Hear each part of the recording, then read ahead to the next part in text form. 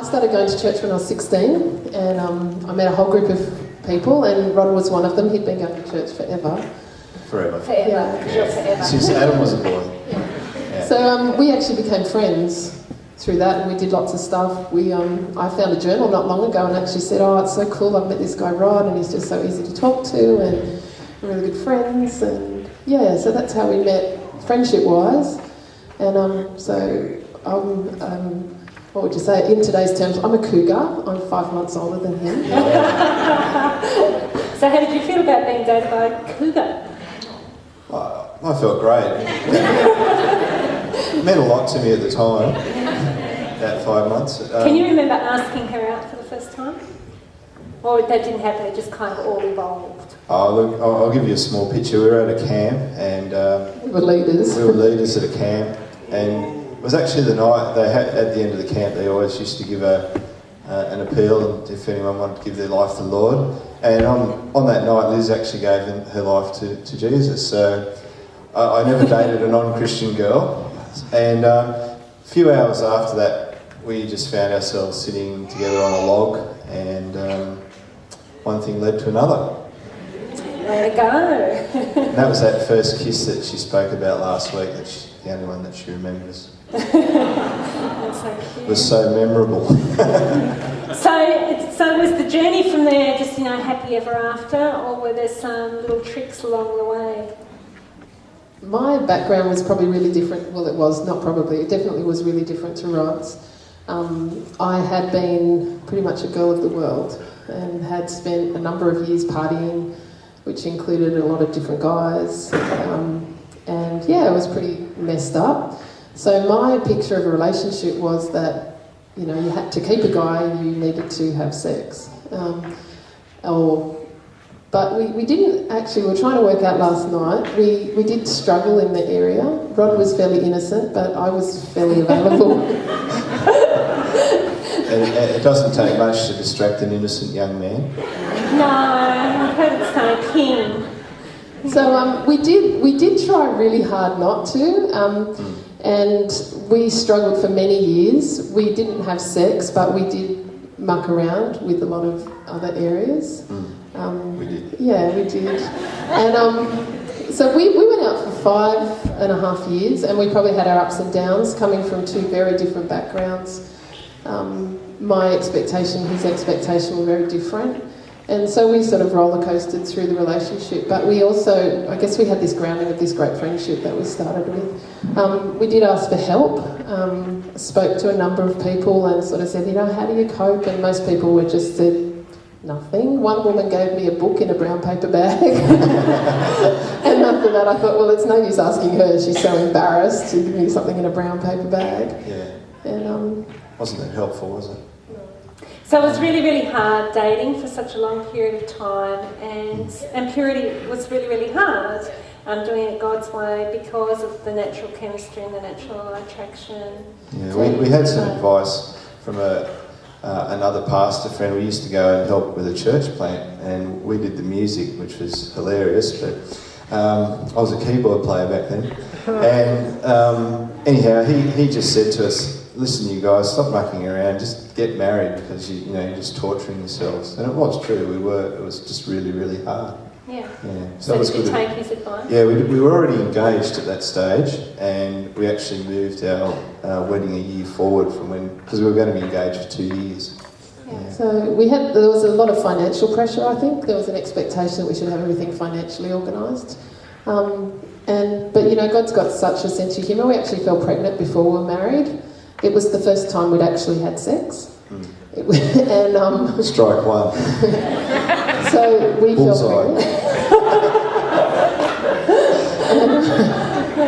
we'd actually brought the wedding forward at that stage, but I actually had a miscarriage with that baby. And one of the consequences for me in that was that each subsequent pregnancy, which then Kate was about 2 years after we were married, and so on, I actually experienced a lot of guilt. I didn't actually know how to experience pregnancy with joy.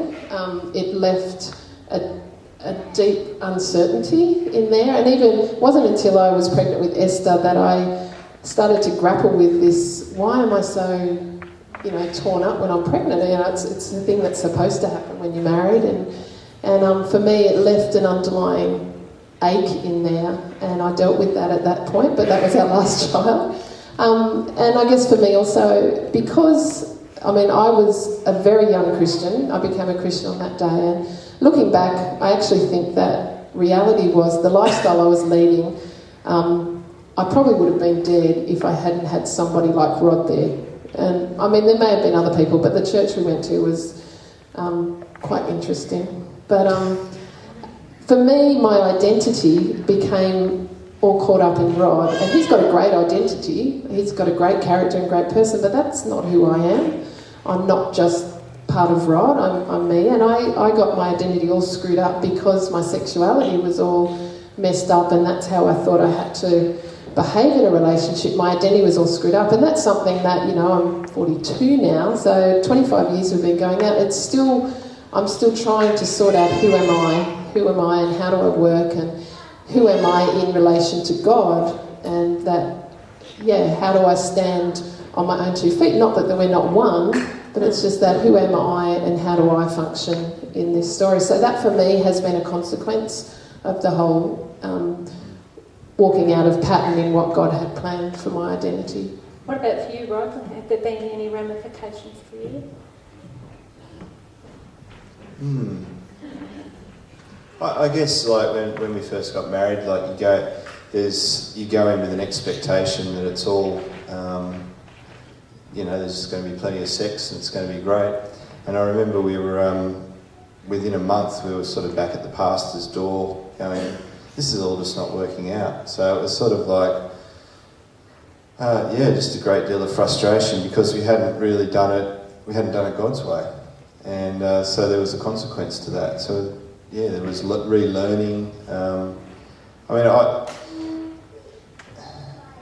Building a good marriage just takes a long time, doesn't it? Yeah, it does take a long time. It's just it's a reality. And but I guess for us the underlying thing is we've always been committed to one another, and there is no door out of anything. So when the hard times have come, and I was saying to Liz last night, I'm not particularly good at analysing my emotions and feelings and how my life's gone, to be honest, but...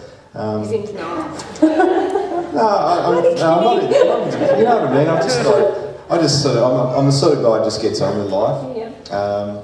And so, that's where we're at. And we have a great relationship and a great marriage, and it's always been that way, because that's how we choose to see it. And we work it out. So what's your desire for the next generation? Like your parents now, you've got 4 beautiful children. They're at the dating stage now. Not this No, but the older ones are. Yeah. So what's your desire? Because you're having to grapple now. Yeah, we are.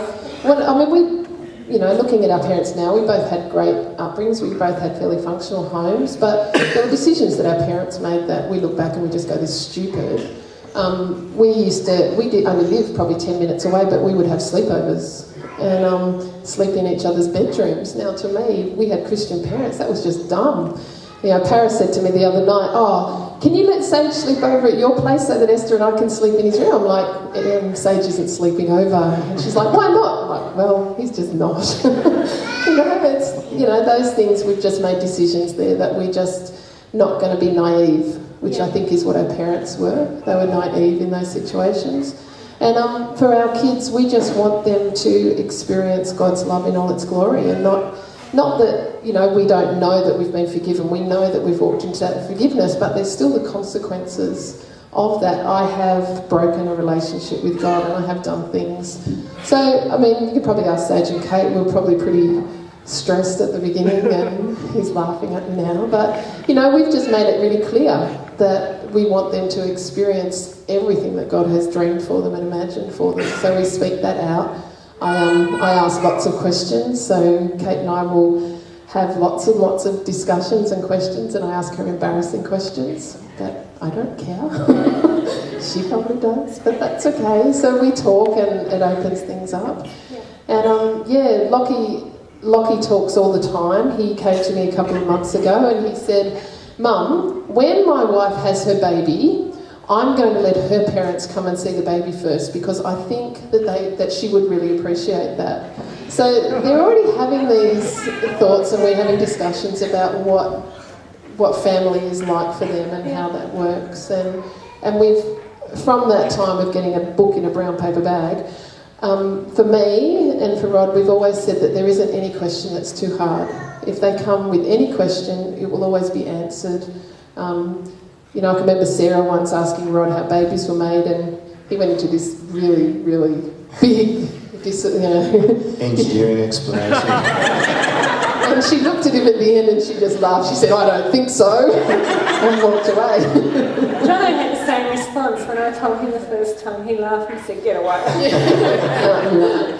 So, we just want the best for them. So we just try and keep conversations open. We ask the awkward questions. And anybody who comes to us, whether it's our kids or anybody's, we just want them to know that we'll answer their questions and to the best of our knowledge. And if we don't know, we'll go and find out. What about for you, Rob? What do you hope for this next generation? Well, I think, I hope everyone was here last week, or if they didn't hear your message last week, they've listened to it on the website. But just painting that picture of how God designed it to be and how precious that really, really is. God's way and doing it God's way is the best way.